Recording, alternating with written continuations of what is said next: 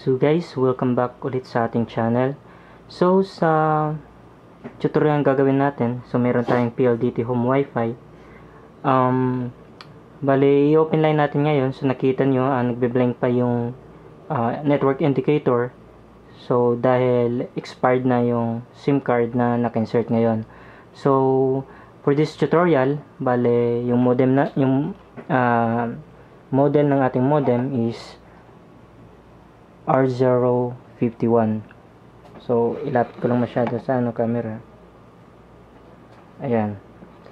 So bale gagamit tayo ngayon, mamaya gagamit tayo ng GOMO SIM card para pang-prove na open line na yung ating modem.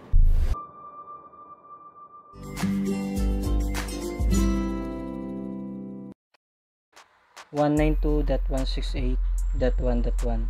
Bali ito yung IP address niya, yung default gateway. So i-presenter natin. Tapos dito sa kanyang login page, bali password lang yung hinihingi. Hindi kagaya ng ibang modem na meron pang username. So bali yung default password nito is PLDT home. Press enter. Then it will ask for change password. Pag bagong reset yung modem nyo or bagong gamit nyo, bali mag-a-appear yung pop-up nito. So ayan. So baguhin lang natin since required siya. Let's say admin and admin. And change password ng wifi. Ganun na lang din siguro for the sake of this tutorial.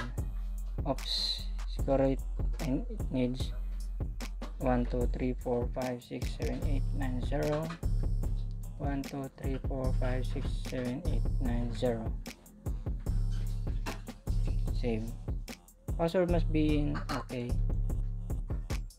Admin 1 2 3 4 5 6 7 8 9 0. Admin 1 2 3 4 5 6 7 8 9 0. Kasi kung tatanggapin na niya. Yan. Oops, dito tayo nagka-problema. Ayan, okay na pala. So try tayo ulit. Admin 1 2 3 4 5 6 7 8 9 0. So ayan. Welcome, thanks for choosing LTE. So skip lang natin.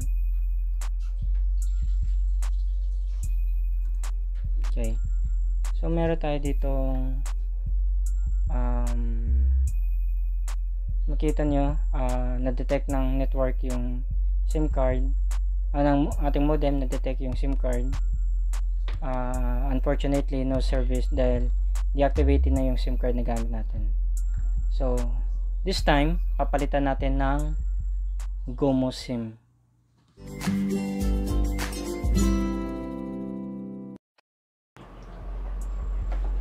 So palitan natin ng SIM card yung ating modem gamit yung GOMO SIM card natin dito para matest din natin mamaya yung internet connection nya.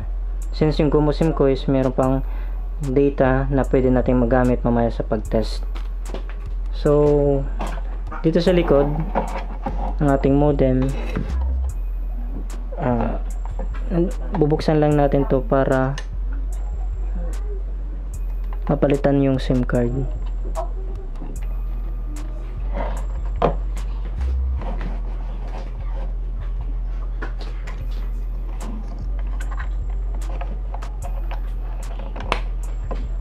So yan guys, so medyo may kalumaan na yung ating modem. Pagpasensyahan nyo na. So bali na-insert ko na yung GOMO SIM. Balik tayo sa ating computer.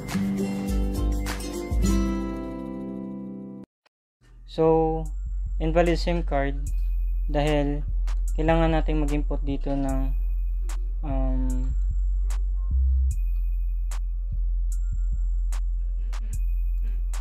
hindi maklik. So mamaya pag i-click natin nito, mag-a-ask siya ng mobile pin.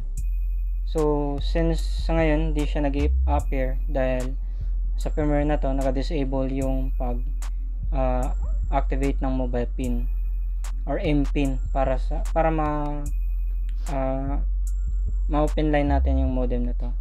So yung first step na gagawin natin para magawa yun, punta tayo sa router, then under dito sa router yung configuration management, and then iba-browse natin ngayon yung file nating upload. By the way, credits to Jerome Lalyag and Xander Mazda for this configuration file na ginawa nila.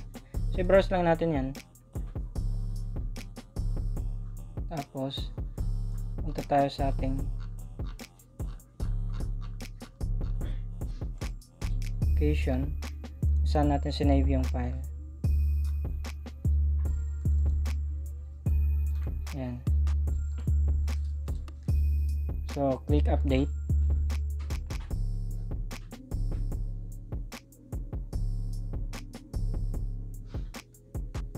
So the modem now will reboot.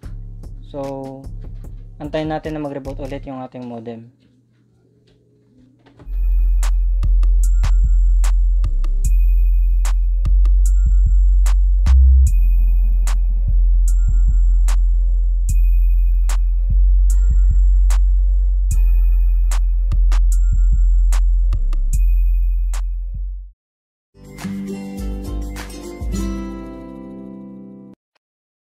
Na-reboot na yung ating modem. So again, login ulit.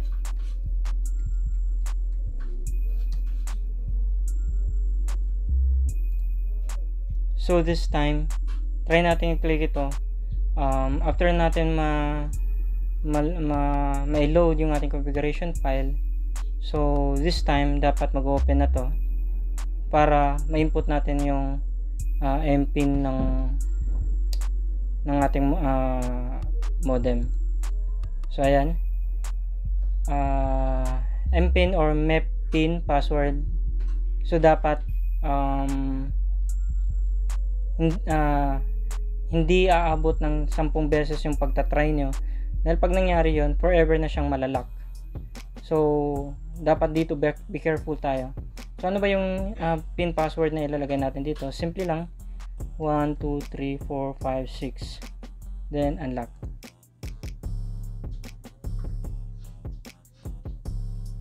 PIN unlock successful. So okay, so ngayon successful na yung pag-unlock natin. So balik tayo dito sa ating dashboard. So mapapansin yun, nabasa na ng ating modem yung GOMO SIM card, but still no service.